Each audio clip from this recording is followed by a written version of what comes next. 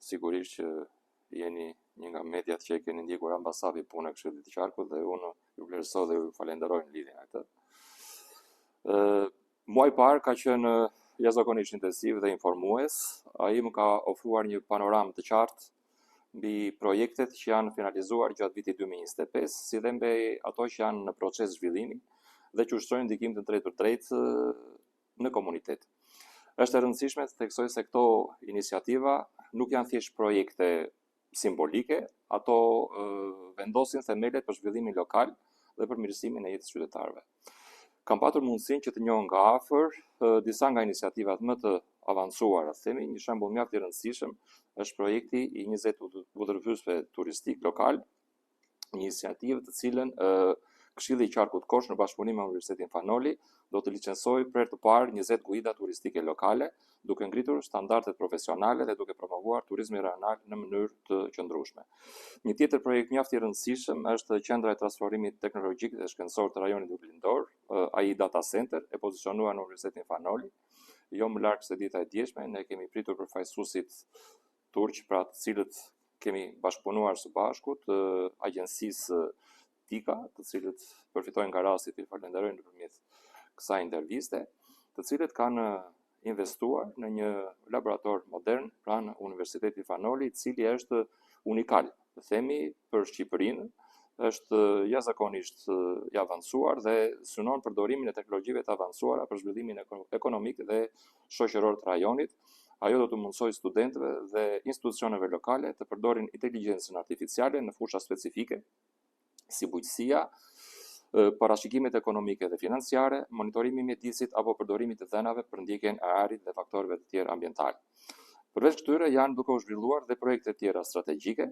që përbëjnë shtyllat e zhvillimit të qëndrueshëm, duke përfshirë arsimin, bujqësinë, kulturën, trashëgiminë kulturore dhe turizmin. Qëllimi ynë është që çdo iniciativë të ketë ndikim të matshëm dhe të kontribuojë drejt për drejt në përmirësimin e jetës qytetarëve, si dhe në zhvillimin e komunitetit. Një pjesë qendrore të këtij muaji, që është në vazhdim, të themi edhe mbyllet për 2 ditë, e kanë zënë aktivitete dhe takimet konsultative për përgatitjen e buxhetit të vitit 2026, duke përfshirë të gjitha grupet e interesit, sektori i arsimit, nga institucionet parashkollore, gjimnaze deri tek universiteti, sektori i bujqësisë me drejtoritë përkatëse, kultura dhe trashëgimia kulturore, arkeologjia dhe studiusit, si dhe turizmi dhe instrumentat ndërlidhës. Secili hap është kryer me planifikim dhe koordinim të qartë për të garantuar integrimin e çdo perspektive në vendimarrje dhe për të hartuar projekte me bazë në komunitet. Ky muaj gjithashtu ka shërbyer si fazë testuese dhe strategjike, duke më mësuar të kuptoj dinamikat e projekteve, të krijoj rrjetin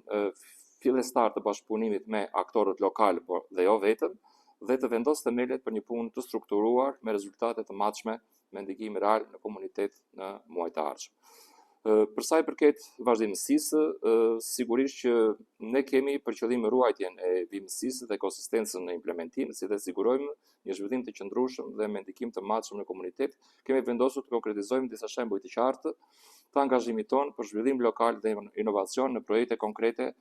pjesë e projekt buxhetit të vitit 2025. Një nga ato projekte shumë të rëndësishme është projekti Gjua Ime, i cili ka për qëllim të nxjisë zhvillimin e aftësive gjuhësore, krijuese dhe kulturore të nxënësve të klasave të pesta, duke forcuar interesin dhe dashurinë për gjuhën shqipe, jo vetëm si një mjet komunikimi, por dhe si një pasuri kulturore dhe element mjaft i rëndësishëm të identitetit kombëtar. Projekti Liceseisti, Ese dhe Frymëzim ka për qëllim që në ditën kombëtare të alfabetit, që përkon me datën 22 nëntor, faktikisht aktiviteti do të mbahet datën 21 nëntor, të nxjisë krijimtarinë dhe mendimin kritik tek të rinjtë e shkollave të mesme të gjithë rajonit, duke i ndërgjegjësuar për rëndësinë e gjuhës shqipe, historinë dhe trashëgiminë tonë të përbashkët kombëtare.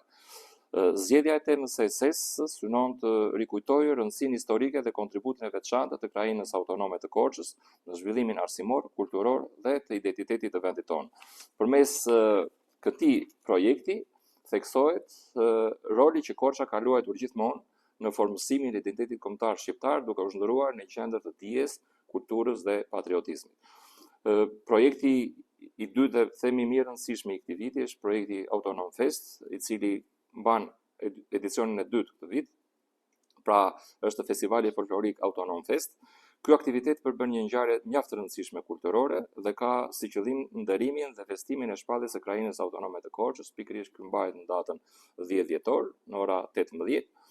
dhe përbën një moment historik me peshë të veçantë për identitetin kulturor dhe qytetar të rajonit tonë. Festivali synon të nderojë dhe kujtojë këtë ngjarje mjaft të rëndësishme historike përmes një platforme unike, bashkimi kulturor, ku ansamblet folklorike, grupet artistike dhe barësit e trashëgimisë kulturore nga të gjithë bashkitë e qarkut do të kenë mundësinë të prezantojnë muzikën, këngët, vallet, kostumet dhe traditat e tyre autentike. Ky aktivitet do të shërbejë si urë bashkëpunimi midis brezave, duke nxitur ruajtjen, rigjallërimin dhe promovimin e vlerave tona të identitetit kombëtar. Gjithashtu, një projekt mjaft i rëndësishëm, i cili do të jetë në përmbyllje të vitit 2025, ka për të qenë dhe projekti Ankanti moshës së tretë, është një iniciativë e veçantë me karakter kulturor dhe social, e cila synon të promovojë përfshirjen aktive të të moshuarve në jetën komunitare dhe të vlerësojë kontributin e tyre të vazhdueshëm në shoqëri. Brenda këtij kuadri do të organizohet një mbrëmje festive me pjesëmarrjen e të moshuarve nga qendrat e moshës së tretë të gjithë qarkut, ku do të mbahet dhe ankanti tradicional vjetor i produkteve të punuara prej tyre gjatë vitit, si punime artizanale, veshje tradicionale, piktura, punime në dru apo produkte ushqimore tradicionale. Ky aktivitet synon që të vlerësojë talentin, pasionin, përvojën jetësore të këtij brezi të artë, por edhe të krijojë ura komunikimi ndërmjet brezave, duke i dhënë një dimension të ri bashkëpunimit midis të rinjve dhe të moshuarve. Ankanti moshës së tretë do shërbejë gjithashtu si një model i mirë për zhvillimin e aktiviteteve me ndikim social dhe kulturor, që forsojnë ndjenjën e përkatësisë, solidaritetit dhe respektit ndaj çdo moshe në komunitet. Këto janë mbase disa projekte më të rëndësishme që unë përmenda, ndërkohë që do kemi edhe projekte të tjera, do kemi mjaft risi dhe në buxhetin që do hartojmë për vitin 2026 dhe do ta miratojmë në dhjetor të këtij viti,